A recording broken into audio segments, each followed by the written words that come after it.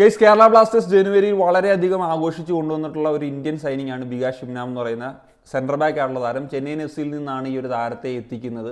എന്താണെങ്കിലും ഇദ്ദേഹത്തിന് ഒരു ഇഞ്ചുറി വരുമ്പോൾ തന്നെ സംഭവിക്കുന്നു എന്നുള്ളതാണ്. റിപ്പോർട്ട്സൊക്കെ പ്രകാരം ഫസ്റ്റ് ട്രെയിനിങ് സെഷനിൽ ഒരു ഇഞ്ചുറി പറ്റി, ഒരു മൈനർ ഹാംസ്ട്രിങ് ഇഞ്ചുറി ആണ്. 2 to 3 വീക്സ് ഒക്കെ അവൈലബിൾ ആയിരിക്കില്ല എന്നുള്ളൊരു സാഹചര്യമാണ്. 2 to 3 വീക്സ് എന്ന് പറഞ്ഞു കഴിഞ്ഞാൽ ഒരു 3 അല്ലെങ്കിൽ 4 ഒക്കെ മത്സരങ്ങളൊക്കെ വരെ നഷ്ടമാകാനുള്ള സാധ്യതകളാണ് ഉള്ളത് എന്നുള്ളതാണ്. അത് തീർച്ചയായിട്ടും ഒരു ബാക്ക് ഫെയർ ചെയ്യുന്ന ഫാക്ടർ തന്നെയാണ്. കാരണം നമുക്കറിയാമല്ലോ ഇനി എത്ര മാച്ചസ് ആണ് അവശേഷിക്കുന്നത്. ആകെ ISL ലീഗ് സ്റ്റേജിൽ 7 മാച്ചസ് ആണ് അവശേഷിക്കുന്നത്. അപ്പം അതിൽ 3-4 മാച്ചസ് മിസ്സാകുക എന്ന് പറഞ്ഞു കഴിഞ്ഞാൽ അതൊരു പ്രശ്നം തന്നെയാണ്. സോ പ്രീതം കോട്ടാൽ ചെന്നൈയിൻ എഫ് സിയിൽ പോയി ഇതിനോടകം തന്നെ സ്റ്റാർട്ട് ചെയ്ത് കഴിഞ്ഞു. ഇവിടേക്ക് വരുമ്പോഴത്തേക്കും ഈ വന്ന താരത്തിനൊരു ഇഞ്ചുറി സംഭവിക്കുന്നു എന്നുള്ളതാണ്. അപ്പോൾ ഈ സാഹചര്യത്തിൽ ഇപ്പോൾ ഒരുപാട് ഫാൻസൊക്കെ കമൻസിലായിട്ടൊക്കെ ഇടുന്നത് കണ്ടു, ഇതൊരു സ്കാം സൈനിങ് ആയിരുന്നു, ഇഞ്ചുറി ആയിട്ടുള്ള വന്ന താരത്തെ ഇത് ഏതാണോ, അതോ നമുക്ക് എന്തുകൊണ്ട് ഇവിടെ വരുമ്പോൾ എല്ലാ താരങ്ങൾക്കും ഇഞ്ചുറി സംഭവിക്കുന്നു, ഇങ്ങനെയുള്ള ഫാക്ടേഴ്സൊക്കെ. അപ്പം ഇങ്ങനെ ഈ ഒരു കാര്യം സംസാരിക്കുന്ന സമയത്ത് ഇപ്പോൾ നമുക്കറിയാമല്ലോ ഒരുപാട് പ്ലേയേഴ്സിന് ഇഞ്ചുറി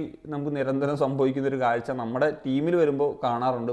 ഇവിടുന്ന് പോകുമ്പോഴത്തേക്കും അവരെയൊന്നും ഇഞ്ചുറി ഇല്ലാത്ത രൂപത്തിലൊക്കെ കളിക്കുന്ന ഒരു കാഴ്ചയെ നമുക്ക് കാണാൻ സാധിക്കുന്നുണ്ട് എന്നുള്ളതാണ്. അപ്പോൾ ഇതിൽ നമുക്ക് 2 വിഷയങ്ങൾ ഒന്ന് പരിശോധിക്കും. ഇപ്പം വികാഷിൻ്റെ കാര്യത്തിൽ ഇവിടെ വന്ന് ട്രെയിനിങ്ങിൽ ഇഞ്ചുറി സംഭവിച്ചതാണോ അതോ എന്തെങ്കിലും നേരത്തെ പ്രശ്നങ്ങൾ ഉണ്ടായിരുന്നോ, ഇങ്ങനെയൊക്കെയുള്ള ഫാക്ടേഴ്സൊക്കെ നമ്മൾ ചിന്തിക്കണമല്ലോ. ഇപ്പം അതിൽ നോക്കേണ്ട 2 കാര്യങ്ങൾ, ഒന്ന് നമ്മുടെ മെഡിക്കൽ ടീമുമായിട്ട് ബന്ധപ്പെട്ടതാണ്.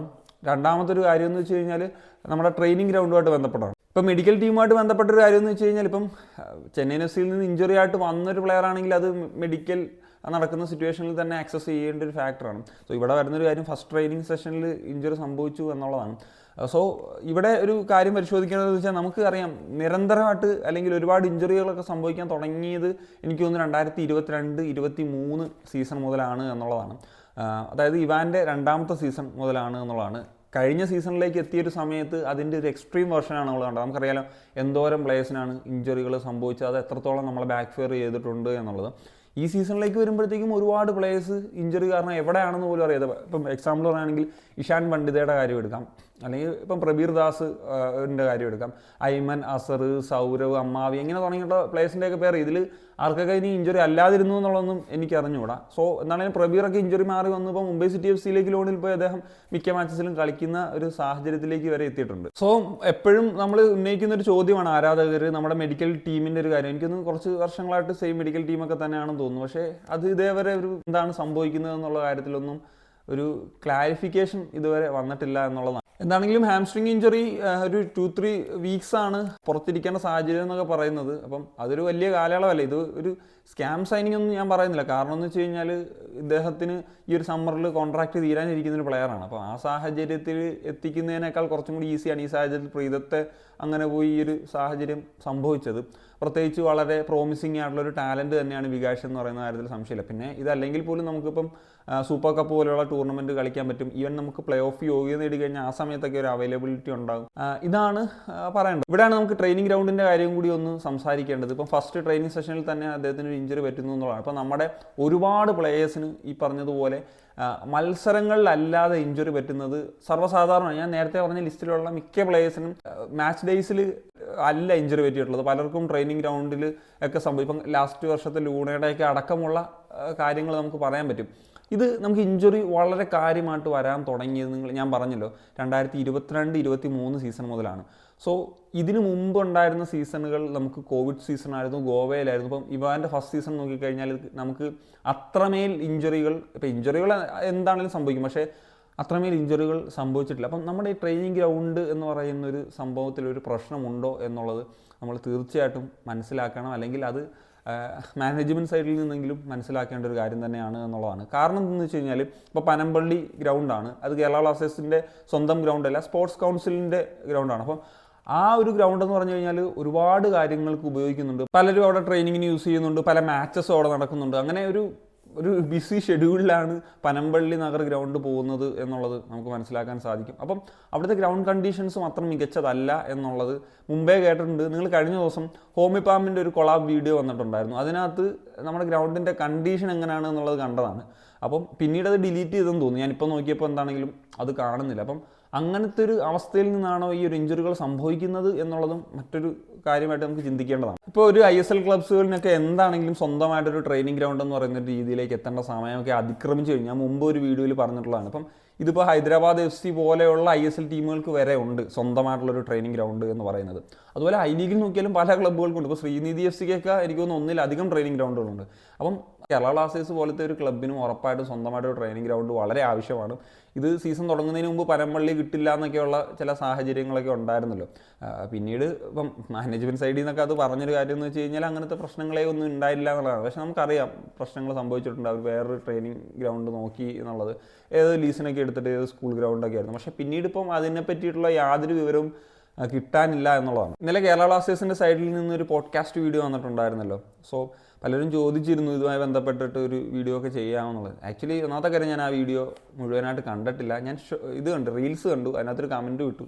മറ്റൊന്നുമല്ല, നമ്മൾ കൂടുതൽ സംസാരിക്കുന്നതിനേക്കാൾ നല്ലത് പ്രവൃത്തിയിലൂടെ അത് കാണിക്കുകയാണ് എന്നുള്ളതാണ്. അങ്ങനെ വരുമ്പോഴത്തേക്കും ഒരു ഫാൻസും നിങ്ങളെ മോക്ക് ചെയ്യാനോ ഒന്നും വരത്തില്ല. അപ്പോൾ അത് ഓർത്ത് വിഷമിക്കേണ്ടിയൊന്നും വരത്തില്ല. നിങ്ങൾ ആത്മാർത്ഥമായിട്ട് പ്രവർത്തിക്കൂ എന്നുള്ള ഒരു സംഭവമായിരുന്നു ഉണ്ടായിരുന്നത്. പിന്നെ നമ്മൾ മോശമായിട്ട് അല്ലെങ്കിൽ അവരെ ഈ പറഞ്ഞ പോലെ തെറി വിളിക്കുന്ന രീതിയിലൊന്നും പോകണ്ട. നമ്മൾ ഇന്ന പോയിന്റ്സ് അഡ്രസ്സ് ചെയ്യുക, അതാണ് കറക്റ്റായിട്ട് ചെയ്യേണ്ടത്. പിന്നെ ഈ പറഞ്ഞ പോഡ്കാസ്റ്റുമായി ബന്ധപ്പെട്ട് വീഡിയോ ചെയ്യാമെന്ന് ഞാൻ പറഞ്ഞില്ല, എനിക്കത് കാണാനുള്ള ക്ഷമയില്ല. എനിക്ക് ആ റീല് കണ്ടപ്പോൾ തന്നെ എൻ്റെ എന്തൊക്കെയാണ് സംഭവിക്കാൻ പോകുന്നതെന്നുള്ളത്. പിന്നെ ചിലരൊക്കെ എൻ്റെ അടുത്ത് പറഞ്ഞിരുന്നു ഇത് എന്താ പറയുക ഒരു പുട്ടിയടി വീഡിയോ ആണെന്നുള്ളത്. പിന്നെ അത് കണ്ടു കഴിഞ്ഞാൽ എന്താണ് പറഞ്ഞ കാര്യങ്ങളൊക്കെ വീണ്ടും തന്നെ പറയേണ്ട ഒരു സാഹചര്യം തന്നെയാണ് ഉള്ളത്. അതുപോലെ തന്നെ മറ്റേ മിനിറ്റ്സ് വന്നപ്പോഴത്തേക്കും അതിനെപ്പറ്റി ഒരു വീഡിയോ ചെയ്യാമെന്നും പറഞ്ഞിട്ടുണ്ടായിരുന്നു. ഞാൻ പറഞ്ഞല്ലോ, അത് പറഞ്ഞു കഴിഞ്ഞാലും വീണ്ടും പറഞ്ഞ കാര്യങ്ങളൊക്കെ തന്നെയാണ് ആയിരിക്കും പറയേണ്ടി വരും. അതിൽ കൂടുതലൊന്നുമില്ല. അവർ അവരുടെ ഭാഗം ക്ലിയർ ചെയ്യാൻ ശ്രമിക്കുന്നു. അങ്ങനെയൊന്നും അല്ല, ഇങ്ങനെയൊക്കെയാണ്, അങ്ങനെയൊക്കെയാണ്, നിങ്ങൾ അങ്ങനൊന്നും ചെയ്യരുത് എന്ന് പറയുന്നതല്ലാണ്ട് ഞങ്ങളിങ്ങനെ ചെയ്യും എന്നൊന്നും പറയില്ല. പറഞ്ഞു കഴിഞ്ഞാലും അത് പ്രവർത്തിച്ച് കണ്ടിട്ടെ, അതുകൊണ്ടാണ് അതിനെപ്പറ്റി ഒന്നും സംസാരിക്കാത്തത്. എന്താണെങ്കിലും ഇപ്പോൾ മാനേജ്മെൻറ്റ് സൈഡിൽ നിന്ന് കാണിക്കുന്ന തെറ്റുകൾ അല്ലെങ്കിൽ മാനേജ്മെൻറ്റ് സൈഡിൽ അവർ സംഭവിക്കുന്ന കാര്യങ്ങൾ അത് ഫാൻസ് എന്ന നിലയിൽ നമ്മൾ അഡ്രസ്സ് ചെയ്യുക തന്നെ ചെയ്യും. അത് കൺസ്ട്രക്റ്റീവ് ആയിരിക്കും. നിങ്ങൾ അത് പ്രവൃത്തിയിലൂടെ അത് തിരുത്താൻ ശ്രമിക്കുക. തിരുത്താതെ അത് ന്യായീകരിച്ച് അല്ലെങ്കിൽ അങ്ങനൊന്നും അല്ല ഇങ്ങനെയൊക്കെയാണ് എന്ന് പറയാൻ ശ്രമിച്ച് കഴിയുന്നതിനപ്പുറത്തേക്കും അതിലെന്തെങ്കിലും പ്രവർത്തിച്ച് റിസൾട്ട് ഉണ്ടാക്കാൻ ശ്രമിക്കുക എന്നതിനപ്പുറത്തേക്ക് കാര്യങ്ങൾ ചെയ്യാനുള്ളൂ. അത്രയൊക്കെ ഉള്ളൂ. പിന്നെ പലരും ചോദിക്കുന്ന കാര്യമാണ് ഇത് നിങ്ങൾക്ക് ഒരു ഇംഗ്ലീഷ് സബ്റ്റ്. ഞാൻ പറഞ്ഞല്ലോ, ഇതൊന്നും നമ്മൾ പറഞ്ഞിട്ട് അവരറിയേണ്ട കാര്യങ്ങളല്ല. പിന്നെ ഇതിപ്പം ഞാനൊരു ഫാൻ വോയിസ് എന്ന നിലയിൽ സംസാരിക്കുന്നു. ഇതിപ്പം ഇത്ര ആളുകളിലെത്തിയിട്ട് നിങ്ങൾ നിങ്ങളുടേതായിട്ടുള്ള ഒപ്പീനിയൻസ് നിങ്ങൾ സ്വന്തമായിട്ട് ക്രിയേറ്റ് ചെയ്തിട്ട് നിങ്ങൾ ഇപ്പം കമൻസ് ആയിട്ടോ ഏത് രൂപത്തിൽ അത് പ്രവർത്തിക്കും അങ്ങനെ പറയുക. അല്ലാണ്ട് ഞാനൊരാൾ അത് പറയുന്ന അഭിപ്രായം ആയിരിക്കത്തില്ല ശരിയായിട്ടുള്ള അഭിപ്രായം. ഞാൻ എൻ്റെ ഒരു ഒപ്പീനിയൻ പറയുകയാണ്. അപ്പം അതിൽ നിങ്ങൾക്കും ആ ഒരു അഭിപ്രായത്തെ പരിശോധിച്ചിട്ട് നിങ്ങളുടേതായിട്ടുള്ളൊരു അഭിപ്രായം രൂപപ്പെടുത്തിയിട്ട് നിങ്ങൾക്ക് അത് പ്രകടിപ്പിക്കാം എന്നുള്ളതാണ്. അപ്പോൾ അത് മാനേജ്മെൻറ്റ് സമ്മതിച്ചാലും ഇല്ലെങ്കിലും നമ്മൾ ആ കാര്യങ്ങൾ സംസാരിക്കണം, അഡ്രസ്സ് ചെയ്യപ്പെടണം എന്നുള്ളത് തന്നെയാണ്. സോ ആ രൂപത്തിലാണ് ഈ ഒരു കാര്യവും ഒരു സംശയം എന്ന എനിക്ക് ഉപയോഗിച്ചത്. പിന്നെ സബ് ടൈറ്റിൽ യൂസ് ചെയ്യാതെ ഞാൻ പറഞ്ഞല്ലോ, അവരറിയാത്ത കാര്യം ഇതൊന്നുമല്ല, അവർക്ക് അറിയാവുന്ന കാര്യങ്ങളൊക്കെ തന്നെയാണ്. പിന്നെ ഞാൻ ആ സബ് ടൈറ്റിലും കൂടി അതെന്ന് പറഞ്ഞു കഴിഞ്ഞാൽ ചില്ലറ എഫേർട്ടല്ല, നല്ല രീതിയിൽ ഓരോ സെൻറ്റൻസും ഇത് ചെയ്തിട്ട് ഇടേണ്ട ഒരു പണിയാണ്. അപ്പം ഇവർ ഇത് കേൾക്കാനുള്ള മനസ്സ് കാണിക്കുമെന്നൊന്നും നമുക്കില്ലല്ലോ. അപ്പം അതിനേക്കാൾ നല്ലത് നമ്മൾ സംസാരിക്കുക. ഞാൻ പറഞ്ഞാൽ നമ്മളെ ആരാധകർ ഒരു അഭിപ്രായം രൂപപ്പെടുത്തുക. അത് പറഞ്ഞിട്ട് അതാണല്ലോ മാസമായിട്ടുള്ള ആളുകൾ സംസാരിക്കുകയാണല്ലോ. ഇപ്പോൾ എത്ര മാനേജ്മെൻറ്റ് ഇല്ല എന്ന് പറഞ്ഞാലും ജനുവരിയിൽ ഈ പറഞ്ഞതുപോലെ ആദ്യമായിട്ടൊരു ഫോറിൻ താരത്തെ വിട്ടുകൊടുത്ത് സൈനിങ് നടത്തുന്നതും ജനുവരിയിൽ ഇങ്ങനത്തെ വർക്കുകൾ ചെയ്യാൻ ഒരുങ്ങുന്നു എന്നുള്ള കാര്യങ്ങളൊക്കെ വരുന്നത്. അപ്പോൾ ദാറ്റ്സ് ഇറ്റ്. അതാണ് മാസമായിട്ടുള്ള ഓഡിയൻസിൻ്റെ അല്ലെങ്കിൽ ഫാൻസിൻ്റെ വാക്കുകൾക്ക് എന്താണേലും വിലയുണ്ട്. That's it guys. അപ്പോൾ നിങ്ങളുടെ ഒപ്പീനിയൻസ് വെച്ചാൽ കമ്പോസ് ചെയ്യാൻ പറ്റുക.